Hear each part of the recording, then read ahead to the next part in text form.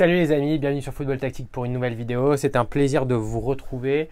Il y a quelques jours, semaines, je vous ai demandé de m'envoyer vos questions sur Twitter et que j'essaierai d'y répondre. Donc j'ai récolté pas mal de questions, c'est plutôt cool. On va pouvoir faire une petite vidéo plutôt sympa et pouvoir vous répondre. Et puis si l'exercice vous plaît, bien évidemment, dites-le moi en commentaire ou sur Twitter et puis on le refera de temps en temps parce que moi je trouve ça super intéressant. Ça me permet de répondre à des questions auxquelles je ne pense pas forcément ou à des problématiques auxquelles je ne pense pas. Donc c'est vraiment sympa. Voilà. Donc on va tout de suite commencer. Déjà, avant tout, je m'excuse si j'écorche vos pseudo Twitter. Parce que je suis absolument nul. En plus, avec les pseudos, c'est toujours une galère. Donc voilà, avant tout. Donc là, c'est Calipiche Calipiche 24 qui me demande si tu dois choisir entre être fort sur les ailes mais très faible dans l'axe et être très fort dans l'axe mais très faible sur les ailes. Tu choisis quoi et pourquoi? C'est assez simple en fait de répondre à ça. C'est assez simple pourquoi? Parce qu'en fait, sur un terrain de football, tu as deux trucs à chaque bout du terrain où tu dois mettre un ballon. Donc c'est ce que tu dois protéger et ce que tu dois attaquer. Donc bien évidemment, avant toute chose, ça ne veut pas dire que je ne veux pas avoir des joueurs forts sur les côtés, évidemment. Et dans ma façon de jouer, c'est obligé d'avoir des joueurs de couloir forts, que ce soit les défenseurs ou des ailiers, c'est obligatoire. Maintenant, si je dois faire un choix, je préfère avoir un couloir intérieur très très fort, avec des défenseurs capables de me faire une bonne relance, de trouver des passes dans les espaces entre les lignes, d'avoir des milieux de terrain capables d'avoir le ballon, de progresser avec, de faire jouer l'équipe, que ce soit par les passes ou par leur mouvement avec ou sans ballon. Pareil pour un attaquant. Alors que sur un côté, si j'ai les côtés très forts, et ben j'ai un mec qui va me faire un centre ou une diagonale qui va venir chercher le jeu intérieur. Et s'il fait le 1-2, mais que le 2 il n'arrive jamais parce que le mec qui lui met le 2, il est claqué, c'est compliqué. Si j'ai un super centre, mais que mon joueur de surface, mon attaquant de pointe, il n'est pas bon, c'est compliqué. Pareil en défense, si j'ai un latéral qui est capable de très bien couvrir, etc., mais que dans l'axe, chaque centre ou chaque passe en profondeur ou chaque ballon en profondeur, c'est action de but, c'est compliqué. Donc à choisir, je préfère quand même avoir un axe très fort plutôt que sur les côtés. En tout cas, j'espère que j'ai répondu à ta question, Calipiche 24. Donc maintenant, regard sur sport, Navid. Bisous à Navid.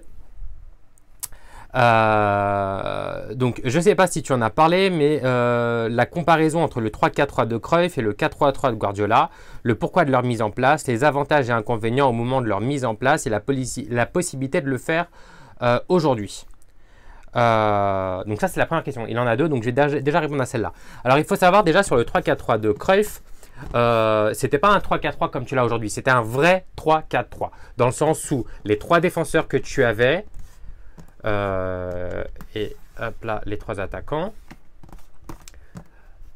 Tu avais un central qui était Koeman et des joueurs sur le côté, donc j'ai oublié les noms là, parce que j'ai une très mauvaise mémoire des noms, étaient même des joueurs de couloir qui étaient capables de progresser balle au pied. C'était pas trois mecs qui restaient comme ça ici, c'était des mecs qui sortaient et qui jouaient. À contrario de ce qui se fait aujourd'hui où tu as vraiment trois défenseurs stricts et des joueurs de couloir qui sont des joueurs de couloir qui sont des défenseurs qui montent les fameux pistons comme tu peux retrouver aujourd'hui dans les schémas de Conte, comme tu peux retrouver dans les schémas de Favre, Lucien Favre du côté de Dortmund. Voilà, c'est des joueurs des défenseurs latéraux offensifs. Alors que là, c'était vraiment des joueurs capables de progresser balle au pied, de sortir, de monter le ballon si besoin. En plus de ça, un Koeman qui, on le sait, avait une qualité technique absolument énorme. Donc ça déjà, c'est le 3-4-3 pour moi aujourd'hui est difficile à mettre en place parce que tu n'as plus ces joueurs-là sur le côté. Il y en a certains qui collent. J'en parlais il y a pas longtemps. Un mec comme Lucas Hernandez pourrait avoir ce profil qui est rugueux défensivement. C'est un vrai défenseur. Et en plus de ça, il a cette capacité, du fait d'avoir joué sur le couloir gauche, cette capacité à sortir le ballon. Un mec comme David Alaba aussi pourrait avoir ce truc-là.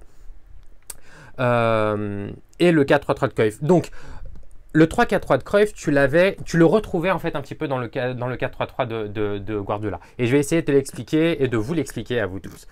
Donc tu as là le 4-3-3 de Cruyff, ok? Donc le 3-4-3 pardon de Cruyff, même avec les joueurs de couloir qui jouaient un petit peu plus à l'intérieur et c'était les ailiers qui collaient la ligne. Maintenant, du côté de Guardiola, tu pouvais retrouver parfois cette sortie là à 3 avec Busquets qui redescendait.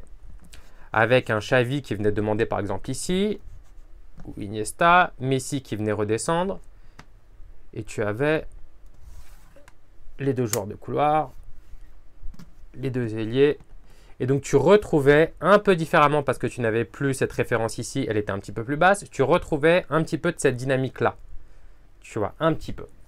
Tu avais aussi de temps en temps, Guardiola l'a tenté, Abidal qui était moins offensif que Dani Alves qui revenait, avec Piqué dans l'axe, avec Puyol, Alves qui donnait la largeur, un ailier ouvert ici, Messi qui redescendait un petit peu, il m'en manque un, ouais.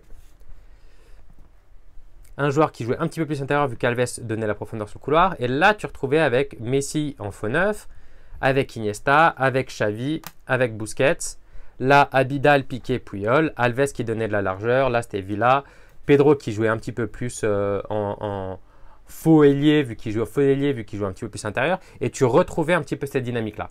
La différence, c'est que du côté de Cruyff, la dynamique était vraiment claire et nette, dans le sens où c'était 3 défenseurs, etc. Pep Guardiola, là où il a poussé le football un peu plus loin, c'est que lui, il a son équipe de base, ses chiffres de base, on va dire sa tactique de base, un 4-3-3, un 4-2-3-1, un 4-4-2, il a essayé à 3 derrière, etc., etc.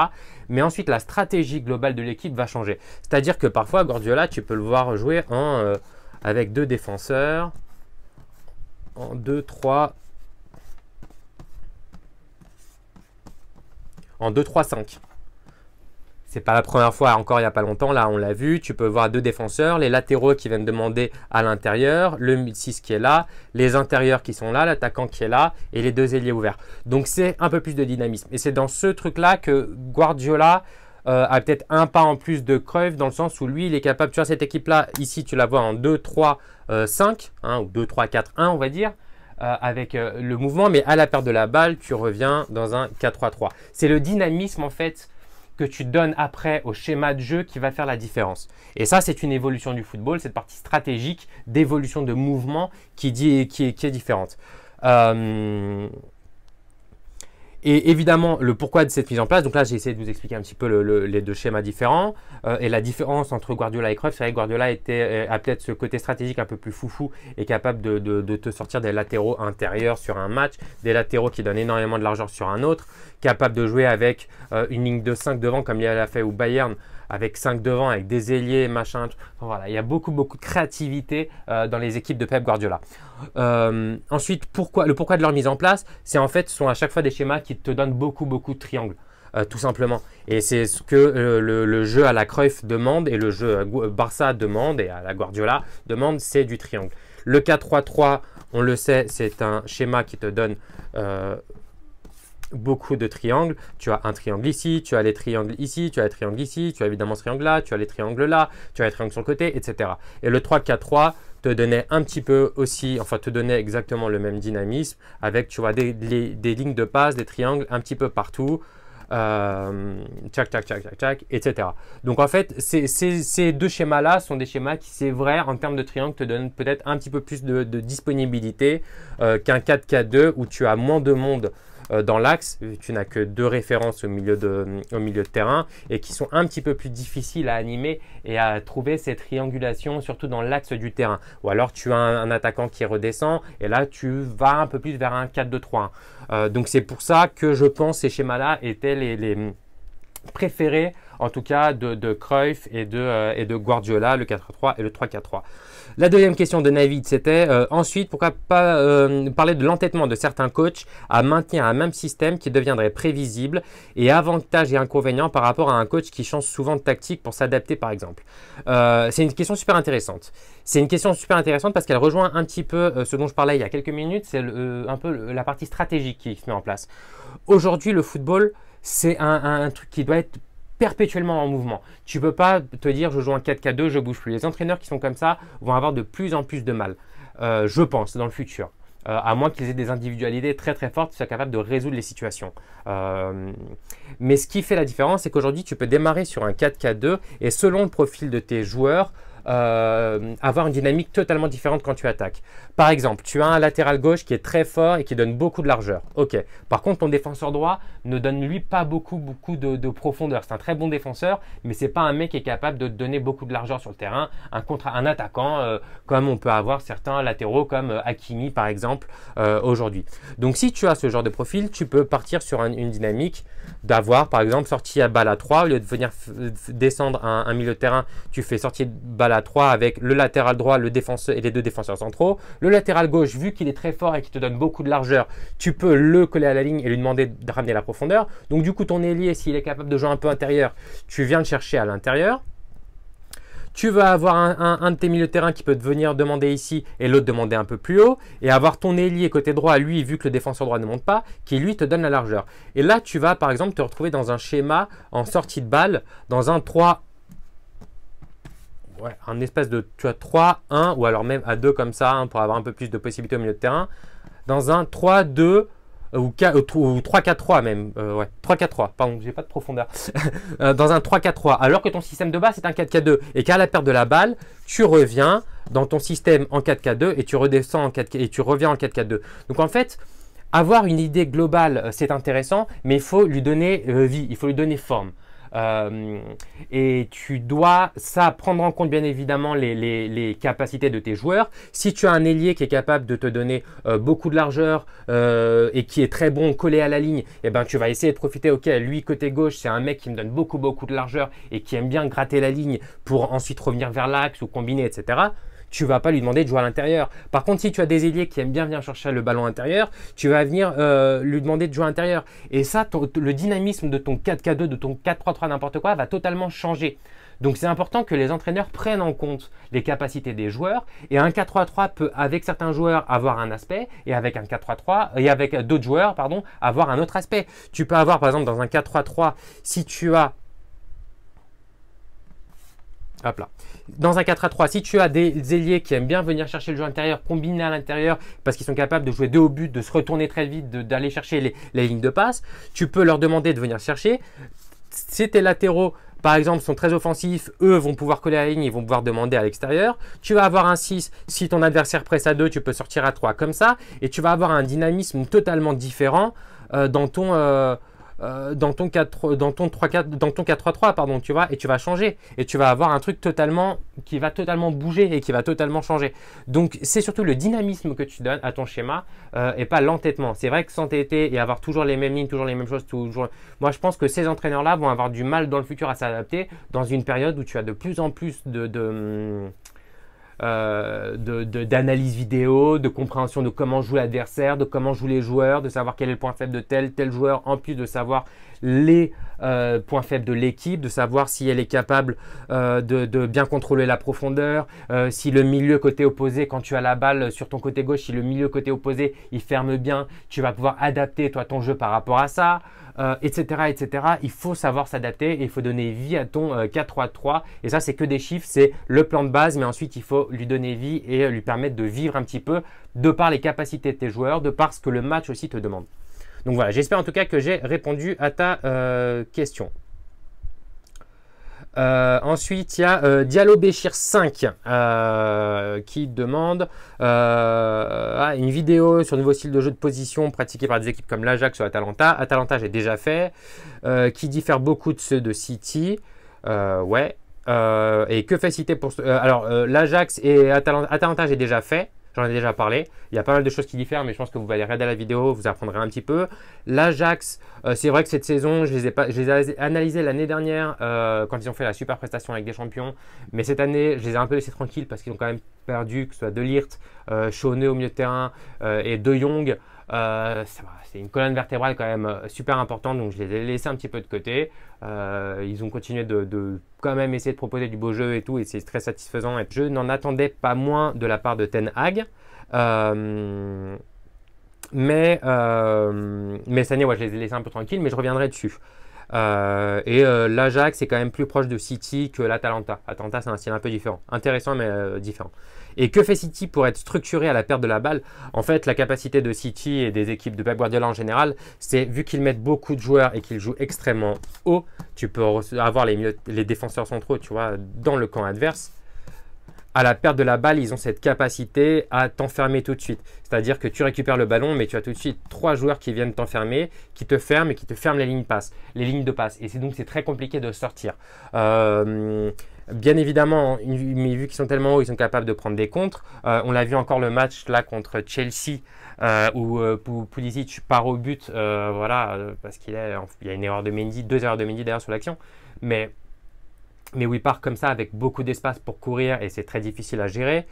Donc ils vont avoir des difficultés contre des équipes qui jouent comme ça, qui jouent en contre. Par exemple, une équipe comme Liverpool les embête beaucoup et leur pose beaucoup de problèmes. Pourquoi? Parce qu'ils sont capables de sortir très très vite, de trouver les espaces donc dans le dos des latéraux, hein, parce qu'avec des latéraux aussi ouverts que Mendy et Walker par exemple, quand ce sont eux qui jouent.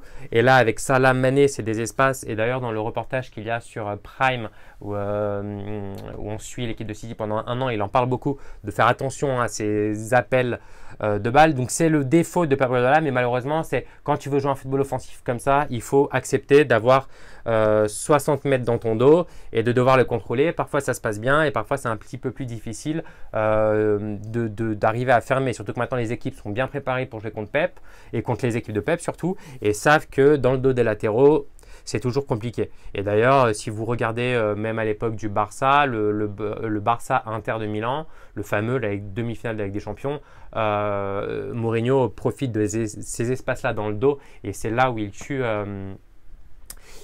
le Barça. Voilà, j'espère que j'ai répondu à ta question. Et oui, pour Atalanta, j'ai mis le petit lien. Donc, enfin, j'ai la vidéo sur la chaîne YouTube. Tu pourras aller regarder. Ensuite, Anthony Tétu, quelle équipe selon toi pratique le meilleur jeu tactiquement cette année? C'est difficile. C'est difficile parce qu'il y a eu vraiment de bonnes équipes. L'Atalanta qui est vraiment un cas amusant parce que par exemple défensivement, c'est absolument pas ce que j'apprécie, c'est beaucoup du marquage individuel, mais ils ont réussi à le travailler d'une forme où ça devient presque automatique et c'est huilé vraiment au millimètre près, c'est absolument incroyable, et l'intensité qu'ils mettent est absolument énorme, et j'aime beaucoup ce qu'ils font avec le ballon. On met beaucoup de joueurs vers l'avant, c'est vraiment... Et il y a pas longtemps, j'ai lu une interview de l'entraîneur adjoint de l'AS Roma qui s'appelle Nuno Campos, entraîneur adjoint de Paulo Fonseca, qui disait c'est incroyable parce que tu sais ce qu'ils vont faire, mais tu es incapable de le contrer, tellement c'est puissant et tellement c'est extrêmement bien travaillé. Donc l'Atalanta, j'ai beaucoup aimé, évidemment City, Liverpool aussi, j'en ai parlé, c'est une équipe qui pour moi a été construite d'une façon absolument extraordinaire tactiquement, mais les joueurs qui ont été choisis n'ont pas été choisis par hasard, ça a été vraiment parfait. Le Bayern de Munich sur cette fin de saison avec l'arrivée de Flick m'a vraiment impressionné aussi. Une équipe super intelligente et qui sait à peu près tout faire, avec des joueurs qui sait tout faire dans le sens où elle sait défendre, elle sait attaquer rapidement, elle sait attaquer en possession également, savoir poser le ballon. Elle a des joueurs extrêmement intelligents et qui savent s'adapter. Pareil, le travail de recrutement est extrêmement bien fait et c'est important de le dire. Et ensuite Nagelsmann, Leipzig, j'ai bien aimé aussi leur façon de jouer, surtout que c'était sa première saison, etc. Je trouve assez courageux sa façon de faire, et je trouve que c'est un futur dans le football, cette ère de la stratégie. Lui, il le pousse peut-être un peu trop à l'extrême, mais en tout cas c'est intéressant. Et ensuite, il y a des petites équipes surprises. L'AS Roma, j'aime bien la façon de jouer de Paulo Fonseca, mais je l'aimais déjà. Le Shakhtar, c'est très intéressant si vous avez l'occasion de regarder le Shakhtar de Luis Castro. Sassuolo de Zerbi. Puis voilà, là je pense qu'il y a des équipes vraiment qui sont assez cool à regarder. Puis les déceptions, évidemment, c'est le Barça, c'est le Real Madrid, qui survit beaucoup grâce au talent de ses joueurs et surtout de Monsieur Karim Benzema qui fait une saison absolument extraordinaire. Tottenham, forcément, on en attendait plus. Puis voilà, je pense que c'est ça. Alors, Abdallah, tu pourras nous expliquer le jeu de position, s'il te plaît, parce que personnellement, je suis perdu. Le jeu de position, j'essaierai d'en faire une vidéo plus détaillée pour pas vous prendre la tête, mais là, et parce que ça demande un peu plus de travail, on va dire. Mais le jeu de position, c'est comme son nom l'indique, c'est de la position. C'est ça qui est important, c'est de maintenir la position. Et il y a une vidéo de Thierry Henry qui l'explique, qui est absolument géniale. Thierry Henry dit, donc lui il jouait sur le couloir gauche quand il était au Barça avec Pep, et il disait il y avait des matchs où je revenais et la balle était à droite et moi je venais demander le ballon ici. Donc ça semble logique quand on se dit ok, le défenseur droit il vient apporter une solution.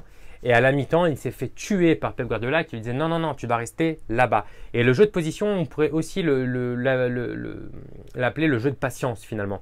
C'est un jeu de patience, c'est-à-dire de maintenir ta position, toujours vouloir apporter la supériorité, mais sans jamais venir t'entasser. C'est-à-dire qu'aujourd'hui, ce qu'on reproche au Barça, et surtout à l'époque de Valverde, c'était de mettre par exemple trop de joueurs dans une phase de construction. Et par exemple, face à deux adversaires qui viennent te presser,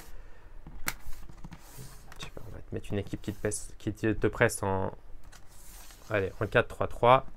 Donc tu as, je sais pas, le ballon comme ça ici sur le défenseur gauche. Donc là, tu vois, ils viennent te presser. L'équipe est plutôt comme ça. Et donc là, tu as deux joueurs qui te pressent et tu mettais 1, 2, 3, 4, 5 joueurs qui viennent. Et c'est pas ça. Le jeu de position, c'est justement, hop là. On va donner un maximum de largeur. On va donner évidemment des options au porteur de balle, mais on va lui donner également le moyen de progresser. L'idée, c'est pas de venir s'entasser et de faire de la passe à 10 ici. Ça, c'est le tiki-taka un peu pourri. Le vrai football de position, c'est ça. C'est d'être patient. C'est d'être là. Busquets, par exemple, pour prendre l'exemple du Barça, parce qu'évidemment, c'est l'apogée du jeu de position, va venir demander ici, clac. Iniesta va venir demander, mais il ne va pas venir... Alors, il y a la vidéo de Thierry Henry qui dit reste dans ta zone, viens pas dans ma zone, etc. Pourquoi? Parce que ça oblige l'adversaire. Évidemment, après, hein, vous venez vous placer ici, tchac. Mais je veux dire, le milieu ne va pas venir demander ici pour dézoner ici. Non, non, non. On maintient la position. On essaye de construire des triangles. Si la balle est ici, clac. On va essayer de venir chercher des triangles pour combiner. Si je reçois le ballon ici, j'ai un triangle pour combiner. J'en ai un autre là où je peux ensuite venir combiner. Sur le côté, quand on a la balle sur un côté, par exemple ici, avec Dani Alves, on a un triangle. Donc, en fait, c'est de proposer des options sans venir s'entasser sur le porteur de balle et lui apporter. C'est supériorité, patience, garder le ballon, offrir des lignes de passe. C'est pour ça que parfois on voit les joueurs du Barça, hein, regardez bien, se déplacer juste de quelques mètres parce que là tu es une ligne de passe, là tu n'es pas une ligne de passe par rapport au numéro 6. Voyez, là tu n'es pas une ligne de passe, là tu es une ligne de passe. Par contre, on ne va pas lui demander de venir ici la chercher la balle. Parce que pourquoi? Parce qu'ici tu la reçois, tu ne sers à rien. Tu as le même problème, tu as le défenseur qui tombe dessus. Par contre, si tu la reçois ici, tu t'es un petit peu claque, tu viens demander la balle ici, tu la reçois, là tu as une option. Parce que là tu la reçois, tu es face au but et tu viens d'effacer une ligne de pressing. Donc le jeu de position, jeu de patience, attendre, apporter de la largeur pour obliger l'équipe adverse à s'écarter, faire de la passe un peu inutile, comme si on peut le prétendre, de rentrer dans le bloc, ressortir, etc. Mais ce n'est pas fait par hasard, c'est fait pour écarter le bloc. Le but du jeu de position, c'est de passer jusqu'à trouver une faille pour pouvoir y rentrer. Mais pour ça, tu es obligé de garder de la largeur. Parce que si tout le monde s'entasse dans l'axe, par exemple, et vient demander le ballon super bas, etc., machin, qu'est-ce qui se passe? L'équipe adverse, elle se referme, elle ferme les lignes, elle ferme le bloc, elle te met un pressing plutôt important dès que tu as le ballon et c'est terminé. Tu demandes dans la largeur. Par contre, tu as des joueurs qui demandent bien dans la largeur, des joueurs à l'intérieur qui se proposent derrière le bloc adverse avec patience pour recevoir le ballon là et pas ici. Là, tu vas pouvoir éliminer des lignes de pressing et obliger l'adversaire à défendre sur tout le terrain, donc à s'écarter, donc à avoir des options et à recevoir le ballon là. Voilà, c'est un jeu assez complet, assez simple, assez peut-être complexe à expliquer. J'espère que j'ai été clair, mais de toute façon, je pense que je vais faire une vidéo un petit peu plus détaillée pour vous expliquer tout ça. Alors, temps additionnel, ouais, c'est ça. Comment tu analyses tactiquement, quelles sont les étapes que tu suis? C'est intéressant. Alors déjà, pour avoir une analyse d'une équipe, alors il y a différents. Il y a l'analyse d'un match. Par exemple, je vais regarder un Barça Real, un PSG Marseille, un Manchester City Liverpool, un Juve Inter, etc. Quand c'est un match comme ça, unique, je vais le regarder et essayer de comprendre comment une équipe s'est adaptée à l'autre.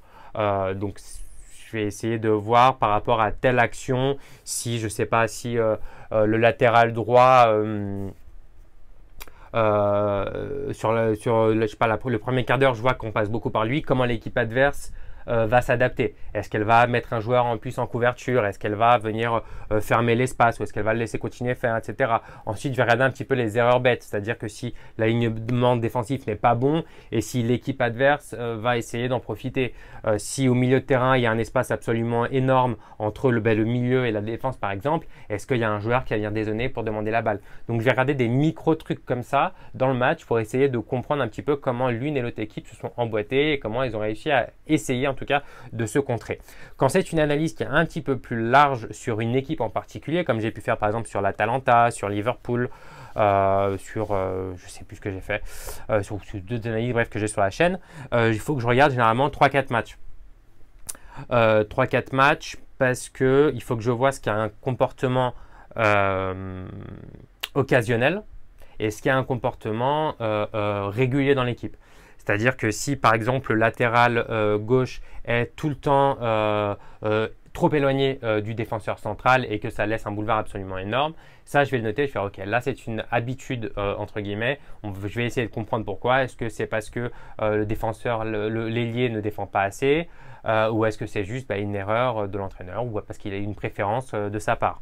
Je vais regarder ensuite quels sont les schémas préférentiels de sortie de balle. Est-ce que c'est une sortie à 3? Est-ce que c'est une sortie à 2 mais on essaie de chercher les milieux de terrain dans l'axe ou est-ce qu'on essaie de chercher toujours les ailiers? Et j'essaie de diviser la phase d'attaque en 2 ou 3 morceaux. Généralement, donc pour l'attaque, c'est les transitions offensives, donc récupération de balle et on essaie de jouer vite vers l'avant. Le placement offensif, c'est-à-dire c'est tout ce qui est dans la surface, comment les joueurs se placent. Est-ce que l'attaquant a l'habitude de toujours prendre le premier poteau sur un centre? Quand l'ailier va venir ici pour centrer, est-ce qu'il va venir faire le pas en retrait ou est-ce qu'il va attaquer la zone de but et ce sont les milieux qui vont attaquer ici? L'attaquant, est-ce que c'est un mec qui va plutôt essayer de fixer toujours les défenseurs ou est-ce qu'il va dézonner pour ouvrir des espaces? Ce genre de choses. Et ensuite, il y a le travail de possession. Donc, c'est tout ce qui se passe à la construction ici, plutôt dans le milieu de terrain où l'équipe a le ballon posé et va essayer de créer des brèches. Donc, regardez qui participe à ces moments-là, comment elle participe, etc. Et pour la défense, c'est pareil. Je vais regarder comment à la perte de balle, comment en transition défensive, comment l'équipe se replace. Est-ce qu'elle essaie de presser sur le porteur de balle pour l'empêcher de jouer et permettre à l'équipe de se replacer? Est-ce qu'au contraire, on essaie de basculer très vite et de laisser le porteur de balle conduire, mais de refermer très vite les espaces? Ensuite, comment elle défend dans la zone donc, de pressing, c'est-à-dire sortie de balle de l'adversaire. Est-ce que je viens le presser haut? Est-ce que je le presse un peu plus bas, etc., etc. Et puis le placement défensif, proche de la défense. Est-ce qu'on est sur un marquage individuel, un marquage en zone? Est-ce qu'on défend bien dans la surface avec un joueur au niveau, par exemple sur un centre, un joueur au niveau du poteau, un joueur au niveau des 6 mètres du point de pénalty et un joueur au deuxième poteau? Voilà, ce genre de choses. Donc je divise et après je fais mon analyse par rapport à ça. Et parfois il y a des éléments qui ne sont pas intéressants, donc je vous les squeeze et je ne vous fais pas chier avec.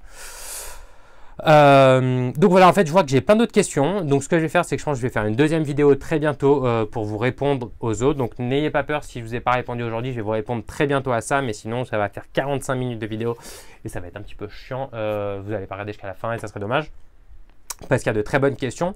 Donc voilà, en tout cas moi l'exercice m'a vachement plu, c'était super intéressant. C'était une première, donc si je suis pas clair, dites-le moi et j'essaierai de développer peut-être un peu plus ou un peu mieux. Mais en tout cas, moi l'exercice m'a plu, ça m'a donné aussi des idées comme je vous disais, pour peut-être des vidéos. Voilà, le jeu de position, c'est quelque chose qui n'est peut-être pas clair pour tout le monde, donc je vais faire une vidéo, je vais vous montrer des exemples et vous l'expliquer, peut-être reprendre aussi des citations d'entraîneurs qui en ont parlé, qui l'expliquent, etc. C'est toujours intéressant d'apprendre avec les gens qui savent.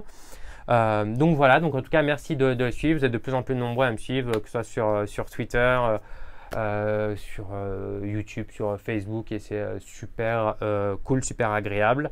N'hésitez pas à me demander d'autres vidéos, je pense que je referai les petits exercices des questions.